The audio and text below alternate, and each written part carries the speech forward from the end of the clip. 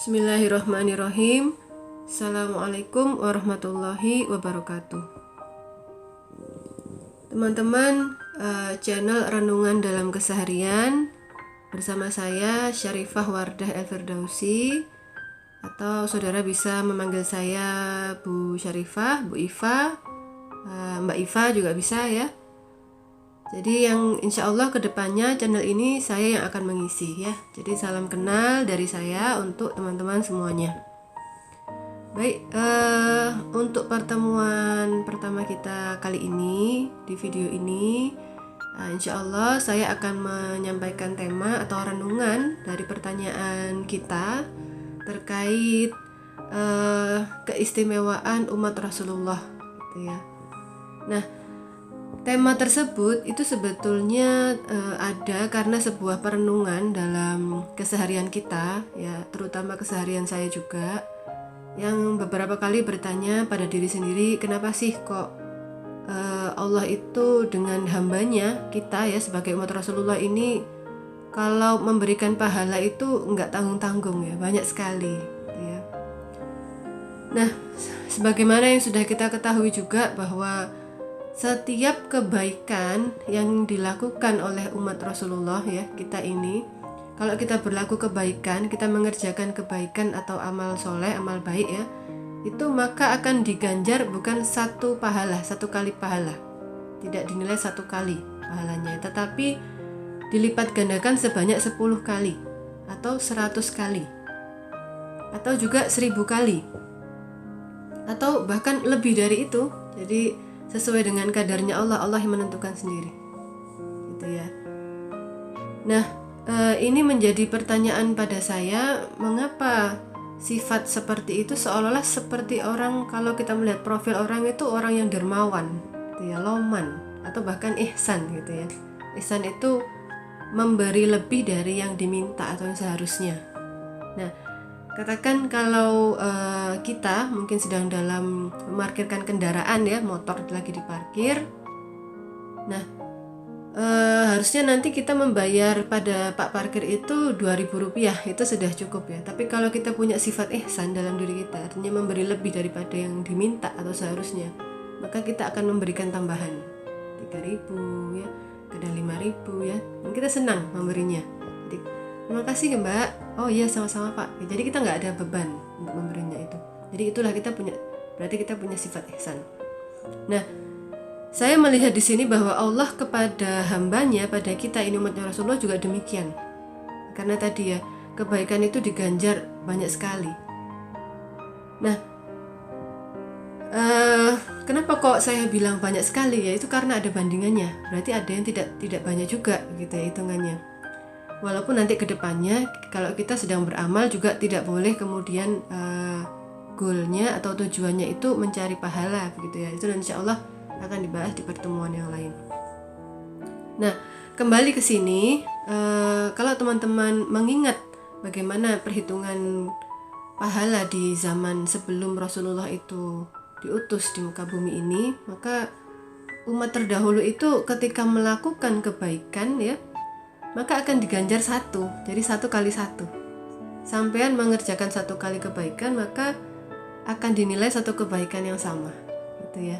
Nah, tetapi ketika sampean melakukan keburukan, atau misalnya kita melakukan keburukan, itu maka akan dibalas dengan keburukan yang setimpal, gitu ya. Nah, itu umat terdahulu. Maka dari itu orang dulu itu usianya panjang, tetapi dikatakan paripurna atau sempurna ya, atau dikatakan insan kamil itu belum tentu cukup dengan usia yang lama itu. Tentu saja yang sempurna itu bukan zatnya, tetapi sifatnya. Dia memiliki kesamaan sifat dengan Allah ya, pantulan sifat karakter, misalnya sabarnya sampai berapa level ini, loman, dermawannya sampai berapa level ini. Nah, jadi seperti itu. Sebetulnya semuanya itu ya pantulan dari sifat baiknya Allah saja ya. Makanya kita nggak boleh mengakui itu milik kita, tapi itu pantulan dari Allah. Nah, sampai kita mengenal dalam tradisi agama Hindu ada namanya reinkarnasi ya. Itu karena memang belum cukup ya belum dikatakan sempurna dalam hidupnya itu sendiri. Dan juga dalam agama Hindu ya. Dalam agama Hindu itu saya pernah membaca di karya sastra Jawa ya, karya sastra lama, klasik ya. Itu bahwa ada tradisi orang zaman dulu itu melakukan tapa brata ya, tapa brata puja mantra ya. Jadi untuk mencapai kesempurnaan hidup tadi itu dia harus mengasingkan diri di hutan-hutan ya, masuk ke dalam gunung-gunung, ke dalam gua, meninggalkan sanak saudara, meninggalkan keluarga, meninggalkan peran-peran dirinya ya dalam sosial kemasyarakatan, menyendiri selama bertahun-tahun dengan bertapa dengan cara yang bahkan ekstrim ya, nggak makan nggak minum selama beberapa tahun. Bukan hanya itu, bahkan diceritakan juga bertapanya itu kalau biasanya kepalanya itu di atas, kakinya di bawah atau sambil bersila begitu ya, ini tidak. Jadi sambil berdiri tapi dengan posisi yang terbalik. Jadi kepalanya di bawah, kakinya di atas ya, itu dilakukan selama bertahun-tahun meminta belas kasihnya Tuhan atau dewanya mereka begitu ya. Jadi itu kadang-kadang bisa dikabulkan atau tidak ya. Kalau tidak, atau misalnya dia ketika mau dikabulkan kemudian diuji, diberi ujian, tapi kemudian dia tergoda, maka harus kembali lagi semula. Nah, itu berat sekali ya. Tapi kalaupun dikabulkan itu harus bertahun-tahun, dan itu harus lolos berbagai macam ujian. Baik teman-teman, tentu hal itu berbeda dengan umat Rasulullah di zaman sekarang ya, yang kita tahu ya, bahwa umat Rasulullah tadi seperti yang sudah saya sampaikan, bahwa orang yang berlaku baik, kita berbuat kebaikan itu sebetulnya bukan ganjarannya bukan 1, tetapi lebih dari itu ya, 10 ya, 10 kali lipat, 100 kali lipat, 1000 kali lipat, atau bahkan lebih dari itu gitu ya. Dan juga yang istimewanya apa? Masih niat saja, kita ini masih niat mau berlaku baik, berbuat baik, itu sudah seolah kita ini melakukan kebaikan itu tadi. Masih niat loh ini ya, masih niat ya. Nah, tetapi kalau misalnya kita ini umat Rasulullah itu berlaku salah, nah ini makanya di sini nanti kita menjadi tahu bahwa tidak bisa dari diri kita itu kemudian mudah sekali menghakimi orang lain yang sedang dalam kesalahan, karena kita tidak tahu ya. Jangan-jangan setelah itu dia sudah beristighfar ya, sementara kita yang merasa tinggi itulah kita menjadi rendah di hadapannya Allah gitu ya. Baik, saya lanjutkan ya. Jadi umatnya Rasulullah yang berlaku salah, berbuat kesalahan sebelum 3 hari itu sebetulnya tidak dicatat gitu ya. Tapi itu bukan untuk standar kita untuk menilai diri kita, tapi untuk kita menilai orang lain ya. Kalau kita harus usahakan kita terus melakukan yang terbaik di setiap harinya ya, menghindari diri dari perbuatan salah. Tapi kalau kita melihat orang lain yang berbuat salah belum sampai 3 hari, sebetulnya itu tidak tercatat sebagai kesalahan. Itu istimewa betul ya. Nah, hari ketiga ataupun kurang dari itu dia beristighfar ya, itu semakin tidak tercatat lagi, artinya tidak ternilai sebagai satu keburukan sudah ya. Jadi hari pertama belum tercatat sebagai keburukan ya, tapi kalau kita cepat-cepat beristighfar ya, semakin seolah kita tidak mengerjakan itu gitu ya. Makanya kenapa dalam keseharian itu kita tidak pernah boleh putus dari yang namanya istighfar ya. Salah satu zikir yang tidak boleh ditinggalkan selain sholawat Nabi ya istighfar itu gitu ya. Nah kemudian teman-teman ya, kalau umatnya Rasulullah itu sudah berlaku kesalahan, katakan sudah 3 hari, hari ketiga sudah dicatat gitu ya, sudah dicatat, tetapi di lain waktu kemudian dia beristighfar dan juga kemudian dia bertobat atas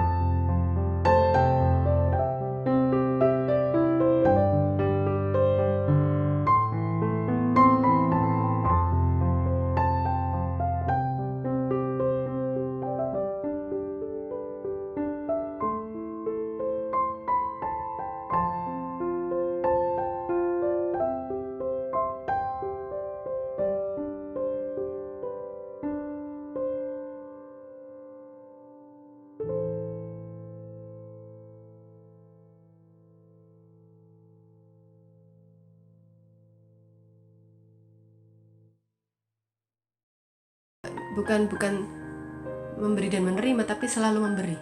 Kesenangannya adalah ketika dia bisa selalu memberi, gitu ya, bisa selalu melayani, hikmat, memberi, ya seperti itu. Itu karakter orang jatuh cinta.